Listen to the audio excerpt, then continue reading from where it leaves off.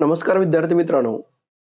मुंबई उच्च न्यायालय वाहन चालक यांच्या संदर्भाबद्दल रस्ते सुरक्षा या संदर्भाबद्दलची जी चाचणी घेतली जाते, त्यामध्ये वाहतुकीचे नियम, वाहनांची देखभाल या संदर्भाबद्दलचे प्रश्न याविषयीची माहिती आपण या व्हिडिओच्या माध्यमातून पाहूया. चला आपण सुरुवात करूया आपल्या वाहतूक नियमांची माहिती यासाठी 20 प्रश्नांच्या संदर्भाबद्दलची क्वेश्चन आहे.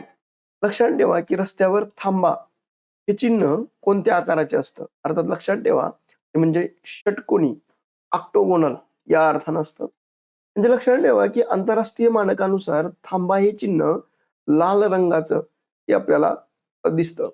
तर या चिन्हाला 8 बाजूनी अष्टकोनी किंवा षटकोनी स्वरूप हे या पद्धतीनं असतं आणि पांढऱ्या रंगामध्ये त्यामध्ये एस स्टॉप हे लिहिलेलं असतं.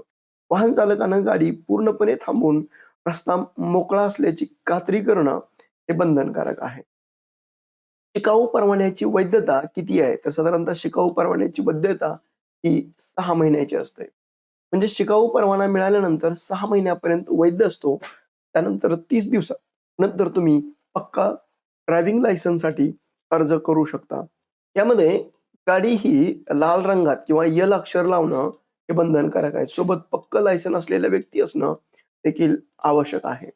आता लक्षात ठेवा की जास्त इंजिन गरम होण्याची मुख्य कारणं कोणती आहेत? तर असं लक्षात ठेवा, रेडिएटरमध्ये पाणी कमी असणं, फॅनचा बेल्ट तुटणं, थर्मोस्टेट वॉल्व खराब होणं, ही 4ही कारणं ही अ, महत्त्वाची आहेत.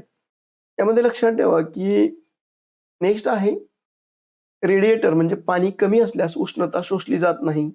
फॅन बेल्ट जे आहे तुटल्यास पाण्याचं अभिसरण सर्क्युलेशन थांबतं.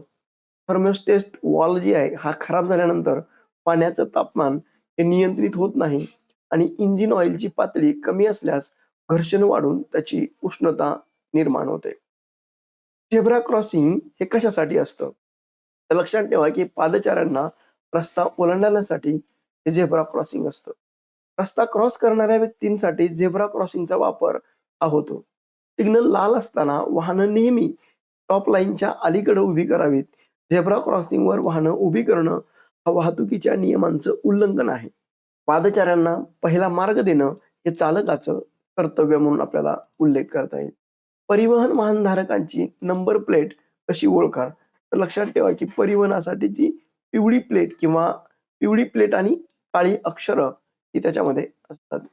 म्हणजे पिवळी प्लेट आणि काळी अक्षर याचं जर बघितलं गेलं तर खाजगी वाहनं आहेत, तर खाजगी वाहनासाठी पांढरी प्लेट आणि काळी अक्षर असतात. व्यावसायिक आणि परिवहन वाहनासाठी पिवळी प्लेट आणि काळी अक्षर असतात. इलेक्ट्रॉनिक वाहनं जर असतील तर हिरवी प्लेट आणि पांढरी अक्षर असतात.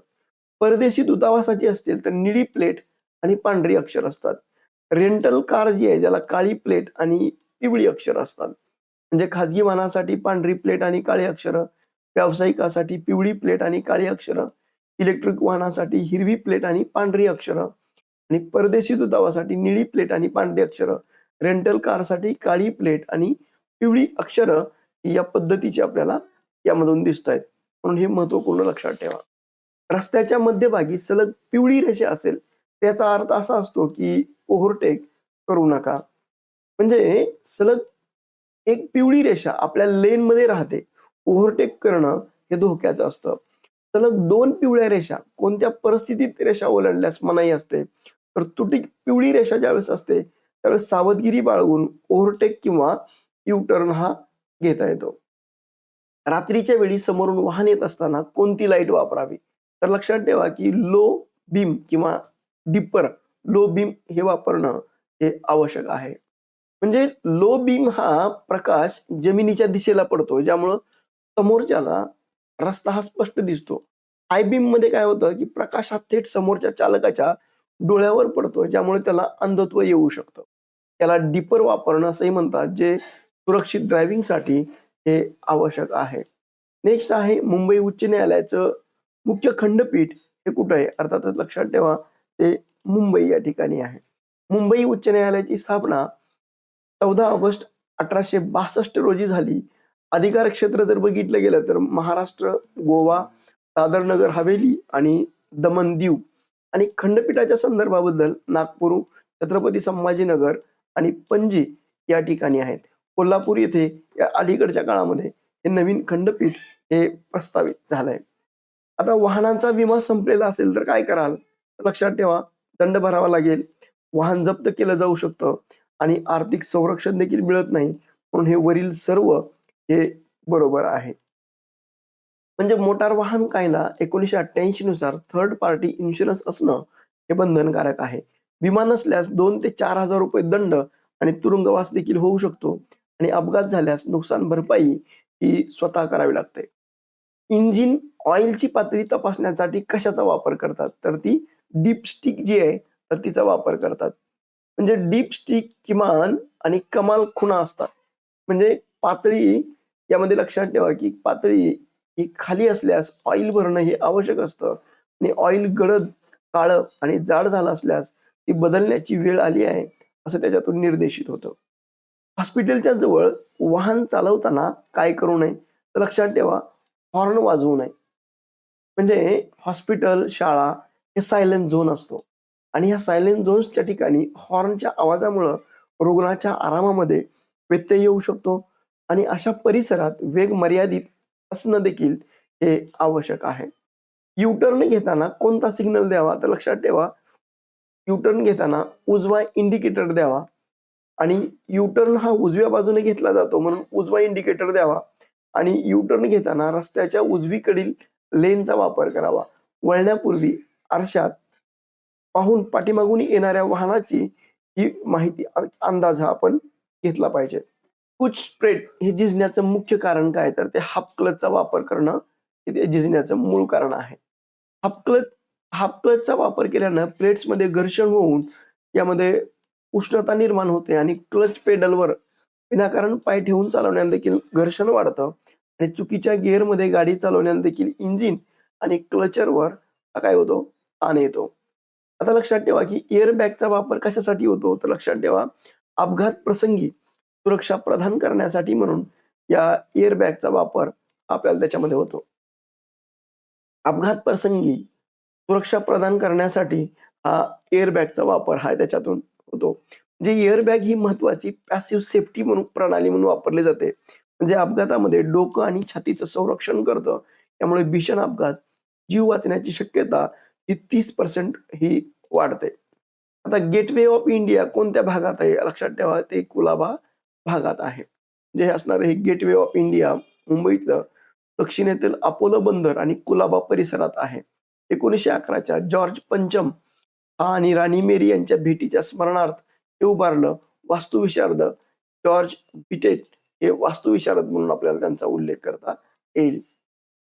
टायरमधील हवेचा दाब कमी असल्यास काय होईल? तर लक्षात ठेवा, इंधन जास्त लागेल, टायर लवकर झिजेल आणि स्टीअरिंग देखील जड होईल. म्हणून हे चारही बरोबर आहे. म्हणून वरील सर्व हे आवश्यक आहे. म्हणजे इंधन, जमिनीचं घर्षण वाढल्यामुळे इंजिनला जास्त ताकद लागते. स्टीअरिंग, टायरची पकड वाढल्यामुळे स्टीअरिंग फिरवणं कठीण जातं आणि सुरक्षा कमी हवेमुळे टायर गरम होऊन हायवेवर फुटण्याचा धोका हा असतो.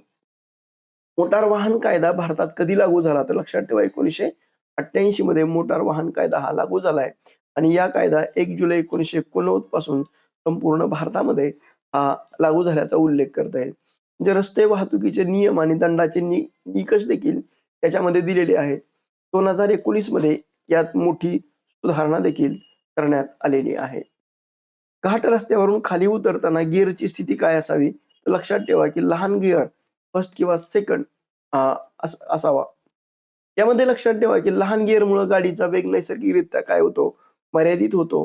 सतत ब्रेक दाबण्याची गरज पडत नाही. ज्यामुळे ब्रेक फेल होण्याचा धोका टळतो आणि उतारावर कधीही गाडी न्यूट्रल करू नये.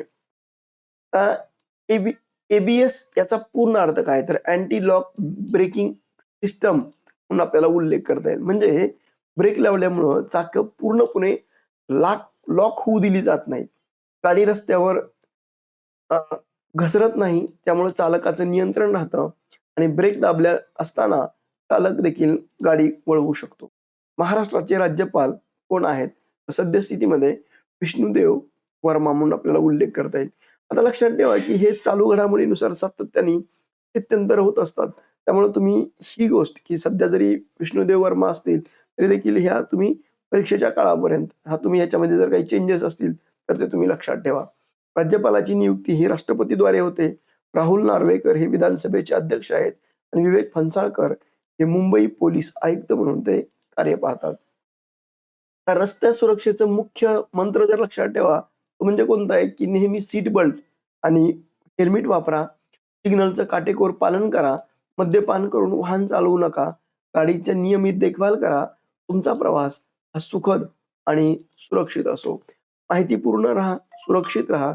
वाहतूक नियमन हे आपल्या सुरक्षेसाठी केवळ दंडापासून वाचवण्यासाठी नाहीत, हेही भाग लक्षात ठेवा. तुम्हाला जर काही प्रश्न असेल तर तुम्ही कमेंट बॉक्समध्ये विचारू शकता. धन्यवाद. तुम्हाला जर हा व्हिडिओ आवडला तर तुम्ही लाईक करा, शेअर करा आणि सबस्क्राईब करायला विसरू नका. Thank you.